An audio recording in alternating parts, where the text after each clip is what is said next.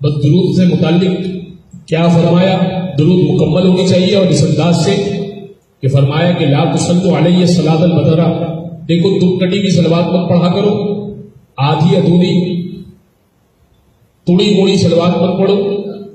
یہ کیا ہے آدھی ادھوری صلوات؟ دم کٹی ہوئی بطرہ، بطرہ کا مطلب ہوتا ہے کہ جس کے پیچھے کچھ نہ ہو یا جس کی دم کٹی ہوئی ہو۔ لفظ یہ محاورتاً ہم استعمال کرتے ہیں، لیکن حقیقتاً اس کا یہاں پر مطلب یہی ہے کہ نا جس کے پیچھے کچھ نہ ہو۔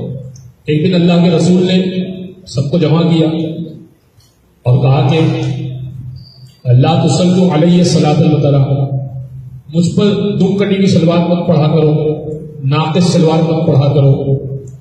سوائے کے محرقہ ابن حجر مکی نے، اہل سنت کے بہت بڑے عالم ہیں، اپنی کتاب سوائے کے محرقہ میں لکھا ہے کہ جب اللہ کے رسول نے جمع کر لیا اور ہم سے یہ کہا کہ لا تصلوا علیہ صلاۃ البدرہ، مجھ پر ناقص صلوات مت پڑھو، تو اصحاب کہنے لگے قیل وما صلاۃ البدرہ، یہ دم کٹی ہوئی صلوات ناقص صلوات کیا ہے؟ فرمایا کہ تم اتنا کہو کہ اللہم صلی علی محمد اور اس کے آگے کچھ نہ کہو، یہ دم کٹی ہوئی صلوات ہے، ناقص صلوات ہے۔ کہ جب تم ناقص صلوات پیش کرتے ہو اللہ اسے قبول نہیں کرتا، تو جہاں جہاں پر جس انداز میں جب یہ کہا جا رہا ہے کہ صلو علی الحبیب صلی اللہ علی محمد، یہ درود نہ محمد پہ پہنچی ہے نہ آل پہ پہنچی ہے، صلاۃ پڑھتے محمد علی محمد۔